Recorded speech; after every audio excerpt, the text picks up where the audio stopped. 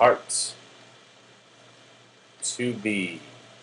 11.2, we're doing the review for Mastery. Hopefully you guys spent a few minutes on this, and this is really just for you to check your answers. So we got some notes here. Of course, you can always read those. Those are good for you. I already kind of know them. I'm just checking work with you. So let's take a look at it. For the first one, find each measure. All right, so we know HJ is 63, and it looks like FKG is 65. Now, I'm not positive, but this looks like a straight line here. Because of that, I would say that the whole thing would add up to 180. That might come into play later. All right, so HJ is just this right here. So that's 63 degrees. 63 degrees. That was easy. FGH. So FGH. Right there. Well, if I'm thinking that this whole thing is a half circle, which would be 180, then this leftover here plus 63 would add up to 180. So something plus 63 equals 180. So I could subtract 63. What would that give? That would give me 117. So FGH, arc FGH, is 117. Okay, let's go over to the next one, see what we can figure out from that. All right, looks like I have some vertical angles, so this one here should also be 40 degrees.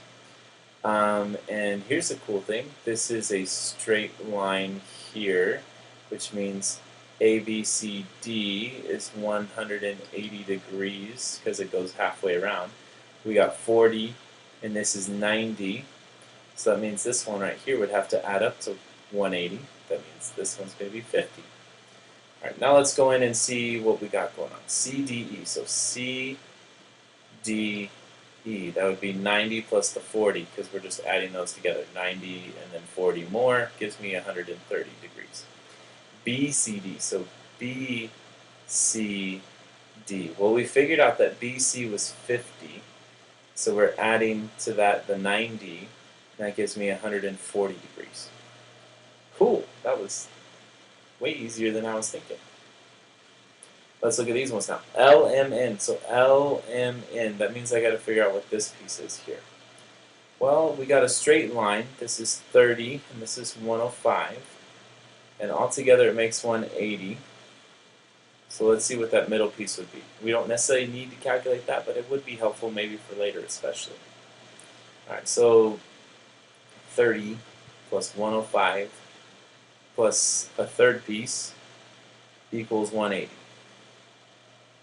So these two pieces together are 135, so I'm going to subtract 135 from each side. And that would give me the empty question mark, that LM arc is going to be 45 degrees. So this is 45. So when it asks me LMN to go from L to M to N, that means I'm going to put together 45 and 30. That gives me 75 degrees. LNP, so that's going from here to here all the way to there. Okay, now here's what I see. I'm going to actually kind of erase some things and then use some different color here, just so you can see what's happening. So a moment ago, and I'll rewrite this part in there, we figured out that this piece was 45. We're going to use that again. Because right now, if I go from M to P, that's 180 right there because it makes a straight line diameter all the way across. And then we add on top of that another 45, and that would give me 225 total. Because I go this piece and then the other 180 for the half circle. All right, let's see what we got for the next. This one, we're looking at congruency with the arcs and the core. So we're probably going to have some pieces that we set equal to each other. We also got this interesting thing where these bisect because this is perpendicular.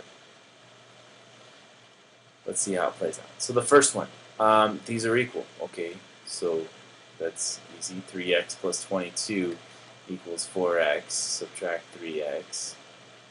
And you got x equals 22. No big deal, right? Okay, so if x equals 22, it says find measure of QR.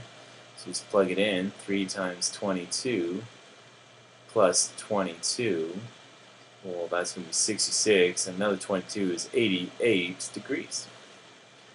Okay, for the next one. Hey, guess what? They are equal. So 2y plus 5 equals y plus 13. Then we just do a little subtraction again, and we got y equals 8. Okay, so that's helpful enough. That means that this is 8 plus 13, which would add up to 21. And guess what? If I did the same thing over here, 2 times 8 plus 5 would be 16 plus 5, which is also 21. So the answer must be 21. Winner, winner, winner. Find each length to the nearest tenth. Okay, so what's going on here? For this one, actually, each of these I think come out perfectly. It's kind of interesting. It says 6 and 4. Remember that these two are equal. It's asking me to find NP. Well, 6 and 4 make a full radius, as does LP here. So that's also a full radius. That's 10. Then I have this triangle here. So that triangle has 10 for a hypotenuse, 6 for a leg, and then we got this other leg that we don't know. So let's figure out what that leg is. That means 6 squared plus a squared equals 10 squared. 100 equals a squared plus 36. We subtract. You got a squared equals 64. So a equals 8. So that means this right here is 8. Which so is this. You put them together, you get the full thing NP, and that would be 16, because each half is 8. Alright, down here, we have 8 and 9 make 17, so this EH length, if I can draw it straight, this length right there is 17. And then we're going to find this X piece, and then go all the way across with the other X as well. So I know that X squared plus 8 squared equals 17 squared. I'm a little lazy right now. I want to figure out what 17 squared is with the calculator. Now I'm going to subtract 8 squared, which is 64. So I'm going to subtract 64 from that. Okay, so that means that this is 289. And here's 8 squared, which is really 64. So I'm going to subtract 64 from each side. That gave me x squared equals 225. Hey, that comes out perfect as well. X equals 15. So that means this is 15 and this is 15, and if we put them together, we get 30. Awesome. So right now we're at the end of part 2. Hopefully you guys still have some energy. I know it's probably being sucked out of the life of you, but if you need to, take a break, ask the teacher to pause the video, go over something again. We have plenty of time the following day to review as well. The test won't be until the day after. So that's the end of part 2.